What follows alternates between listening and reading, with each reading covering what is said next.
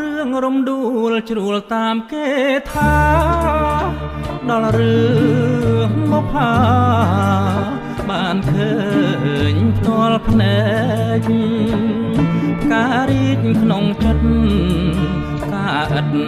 មានមេឃមានក្លិនចំលែកតើបការឥតមេឃដើមដងឯណាតាមពិតបុប្ផាជាឈ្មោះស្រស់ស្រីធ្វើឲ្យកវីញាប់ញ័រចិន្តាកវីអភ័ព្វជាប់ចិត្តប្រាថ្នាហ៊ានយកសង្ខារផ្ដាច់ឲ្យមរណាបដូរស្នេហ៍នឹងស្រី